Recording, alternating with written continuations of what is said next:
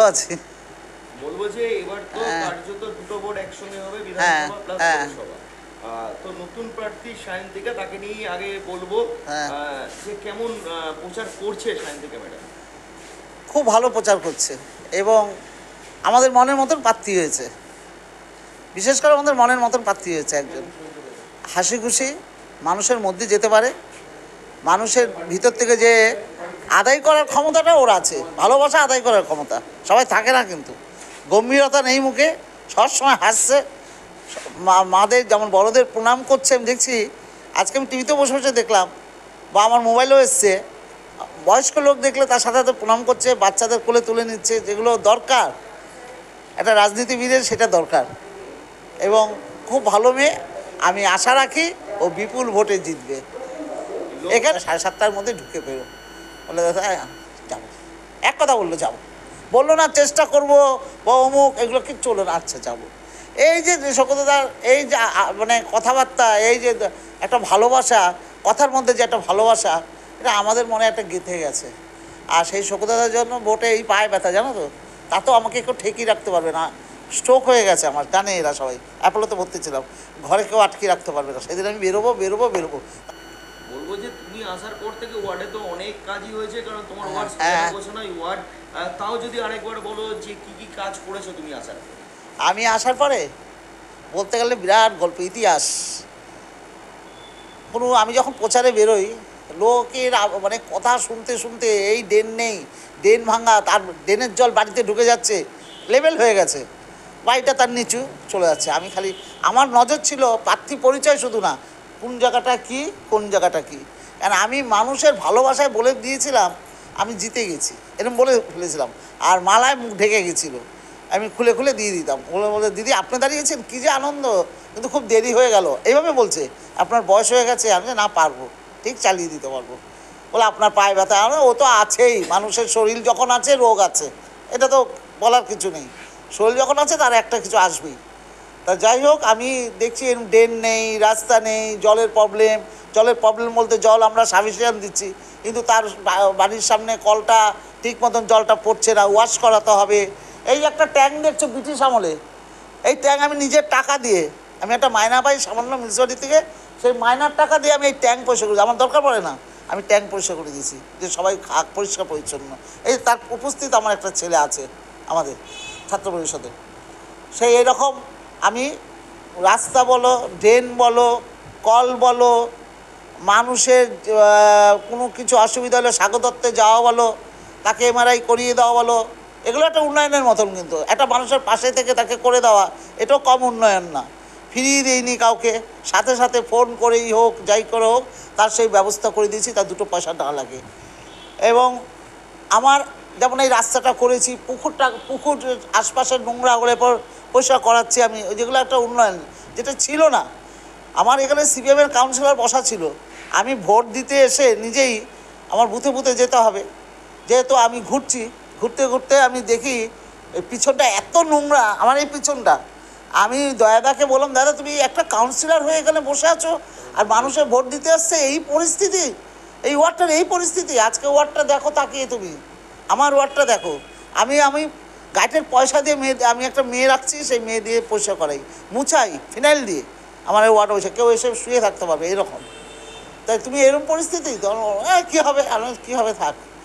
তখন আমি বললাম তুমি এবারই চলে যাচ্ছ, কারণ এই পরপর অনেকবার জিতেছে এখানে ওয়ার্ডে, সিপিএমের ওয়ার্ড ছিল এটা, মানে ওয়ার্ডটাই সিপিএমের কাউন্সিলর বসা থাকতো।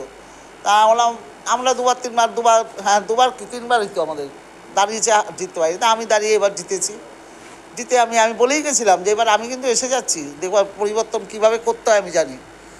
এখন পিছন দিয়ে তুমি বাড়ি চলে যেতে পারবে, এই যে রাস্তা দেখবে, হাঁটতে পারবে, হাওয়া খেতে পারবে দাঁড়িয়ে।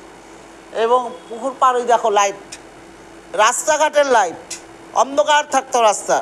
আমার এই কর্মী, এই ছেলেগুলো তাকিয়ে দেখো, এদের আগে দেখো আমার থেকে, এরা দৌড়িয়ে সাথে হোয়াটসঅ্যাপ করে পাঠিয়ে দেওয়া আমার ডিপার্টমেন্টে, যদি আমি বলি পোস্ট নাম্বার নিয়ে সাথে সাথে বলে এখন তুমি বলবে, এখনই পারলে পাঠিয়ে দেয়। কোনো মানুষ অন্ধকারে থাকতে দেই না। আমার ওয়ার্ডটাকে আমার ইচ্ছাই ছিল মডেলের মতন তৈরি করা। আমি সবটা না পারলে 3 ভাগে 2 ভাগ করে ফেলেছি, আরও তো আছে 3 বছর আমার বাকি, মানে পুরোটাই হয়ে যাবে। তাই আর মানুষের ভালোবাসা আমি কখনো দেখলে তো তোমাদের বসিয়ে রেখে মিটিং বসিয়ে রেখে আমি সাইনটা আগে করে দিলাম। মানুষকে আমি কখনো ব্যতিগ্রস্তের মধ্যে রাখি না। মানুষের আমি করলে সে না মানুষ আমাকে ভালোবাসবে, আমি করলে সে না আমার মমতা ব্যানার্জি আমার নেত্রী সে আবার এই ওয়ার্ডটাকে আমি জিতাতে পারবো। আমার কাজে এই ওয়ার্ডটা আবার জিতবে, আমার কাজে ওয়ার্ডের মানুষ এগিয়ে আসবে আমাকে রাখার জন্য। তার জন্য আমি চাই মানুষের উন্নয়নটা দিতে পারি এবং উন্নয়ন করেছি। ওয়ার্ডটা ঘুরলেই দেখতে পারবে, কারো কাছে কোনো রিপোর্ট পাবে না। তারপরে একটু মানুষ তো আছে একটু লাগিয়ে দেওয়া, সেই লোকও তো আছে পৃথিবীতে, ঘরে তো থাকে দু একজন। 6টা ভাই থাকলে বিয়ে করলে পরে দুটো বউ এসে গেলে একটু লাগিয়ে দেয়। হ্যাঁ, ভালো কাজ করলো, ধরো বাড়িতে ভালো কাজ হচ্ছে তাইলেও একটু লাগিয়ে দিল না, না কোথায় সেই রকম সব জায়গায় আছে, সব কিছু রকম ব্যাপার আছে। তার জন্য আমার ওয়ার্ডে আমি কোনো অসুবিধা দেখছি না। আর একটা ব্যাপার কী জানো তো, প্রচণ্ড মিল আমার ওয়ার্ডে। এই মিলটা আমাদের কর্মীদের মধ্যে, আমাদের মধ্যে, এই দেখছো মেয়েগুলো আমার সব পুরানো মেয়ে, কিন্তু আমার এত মিল। আর আমি একভাবে এত বছর যে পার্টিটা করে গেছি, আমার সাথে কারো বিরোধ নেই। কারণ আমি মমতা ব্যানার্জি যেমন মানুষকে ভালোবেসে আজকে এই জায়গাটায়, আমিও চাই আমি তার মতন কিছু হতে পারবো না, তার এক কোণাও না, কিন্তু তার আশীর্বাদ মাথায় নিয়ে কিছুটা কাজ করতে পারি, মানুষকে ভালোবাসা দিতে পারি। লাস্ট একটাই প্রশ্ন হ্যাঁ। করব, যারা পর্দার উপরে আছে, যারা অনুষ্ঠানটা দেখছে, হ্যাঁ। তাদের উদ্দেশ্যে সামনে যেহেতু লোকসভা বিধানসভা দুটো ভোট একসঙ্গে হচ্ছে, হ্যাঁ, কি বার্তা দেবে সাধারণ মানুষের? আমি মানুষের কাছে এটাই বার্তা দেবো, আমাদের উপনির্বাচনটাও হচ্ছে বরানগরে, সায়ন্তিকা বন্দ্যোপাধ্যায় দাঁড়িয়েছে, আর সৌগতদা দমদম কেন্দ্রে, আমাদের সাংসদ অধ্যাপক সৌগত রায় দমদম কেন্দ্রে দাঁড়িয়েছে।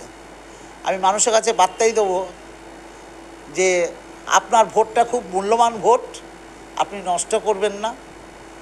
ভালো জায়গায় জোড়া ফুলে, ঘাস ফুলের উপরে জোড়া ফুল, তার উপরে ভোটটা দিন। আমাদের সৌগত রায়কে বিপুল ভোটে জিতান, সায়ন্তিকাকেও বিপুল ভোটে জিতান। এই কারণে উন্নয়নের যে কাণ্ডারি এরা, মমতা ব্যানার্জি হচ্ছে 1 নম্বর আমাদের উন্নয়নের কাণ্ডারি, তার সৈনিক হচ্ছে আমরা সবাই। সৌগতাও তার সৈনিক, সায়ন্তিকাও তার সৈনিক। আমরা কর্মীরা না থাকলে সব কিছু হয় না, কর্মী হচ্ছে আসল সব জায়গায়। তার জন্য সবাইকেই বলবো ভোটটা নষ্ট করবেন না, জোড়া ফুলে, ঘাস ফুলের উপরে জোড়া ফুলে ভোটটা দিন। মমতা ব্যানার্জি যে প্রকল্পগুলো করেছে, আজকে রূপশ্রীর থেকে, কন্যাশ্রীর থেকে, ক্রেডিট কার্ড থেকে, জয় জোহার থেকে, বার্ধক্য ভাতার থেকে, তোমার লক্ষ্মী ভাণ্ডার, যেটা মমতা ব্যানার্জি 500 থেকে 1000, ওবিসি এসটি এসসির জন্য 1200। মমতা ব্যানার্জি যা প্রকল্প করেছে, যা পেয়েছে মানুষ পেয়েছে, একে ভোটটা নষ্ট করো না, এই জায়গাটাই দিও। বাংলার মুখ্যমন্ত্রী জানি দিল্লির মসনদে জানি যে বসতে পারে, এটা মানুষের আশা, আমার না, সারা বাংলার মানুষ, সারা ভারতবর্ষের মানুষের আশা। মমতা ব্যানার্জি যদি প্রধানমন্ত্রী হতে পারে, পরিবর্তন কাকে বলে মমতা ব্যানার্জি একমাত্র দেখাতে পারে। পরিবর্তন কাকে বলে, এই পরিবর্তন মমতা ব্যানার্জি করতে পারবে। যেইভাবে হয়ে রয়েছে চারিদিকে বিশৃঙ্খল একটা ভাব, সেটা মমতা ব্যানার্জি একমাত্র ঠিক করতে পারে। সেটা মানুষ দেখে নিয়েছে এবং মানুষ, আমরা সবাই বুঝেও গেছি, মানুষ ভোটটা নষ্ট করবে না। আমি জানি মানুষ একমাত্র ওই ঘাস ফুলের উপরে, জোড়া ফুলের উপরে ভোটটা দেবে, কেননা ওই ভোটটা মূল্যবান ভোট। এবার লোকসভার ভোটটা হচ্ছে মূল্যবান ভোট। এবার লোকসভাটা বিশেষ করে যেই যতই চাচাক, যেই যতই লাফাক, মমতা ব্যানার্জিকে দমানো যাবে না। আর মমতা ব্যানার্জি গতবার, এর আগে 5 বছর আগে লোকসভা ভোটে যা দেখেছো, আমি তোমাকে লিখে দিতে পারি আজকে, এবার দেখবে বিপুল ভোটে বেরিয়ে যাবে, এক একটা প্রার্থী বিপুল ভোটে বেরিয়ে যাবে, এক একটা প্রার্থী। এবং মমতা ব্যানার্জি লোকসভা ভোটে তার প্রার্থীরা 42টা তো বলেছে, পুরোটা না হলেও এখন কাছাকাছি থাকবে, এও বলে দিলাম, কাছাকাছি থাকবে। বিধানসভাতে দেখেছো তো, আমরা নিজেরাই বলতাম হয়তো 150, এরকম বলতাম আমরা পার্টি বসে বসে, 213।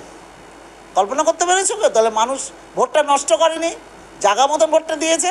যে এই মানুষটা একমাত্র প্রকল্প করতে পারে, এই মানুষ কী ছিল 34 বছর, কী দিয়েছে সিপিএম? না একটা স্কুলের জুতো, না একটা ব্যাগ, না একটা সাইকেল। মমতা ব্যানার্জি যদি মাথায় আসতে পারে আমি ওই মেয়েটাকে সাইকেল দেবো, সেই গ্রামের অত রাস্তা মাইলের পর মাইল হেঁটে আসছে, কত একটা বিপদ হতে পারে, বা স্কুলে ঠিক মতো পৌঁছাতে পারছে না, আমি একটা সাইকেল দিলে কত উপকৃত হবে। ছেলে হোক মেয়ে হোক সবাইকে দিয়েছে।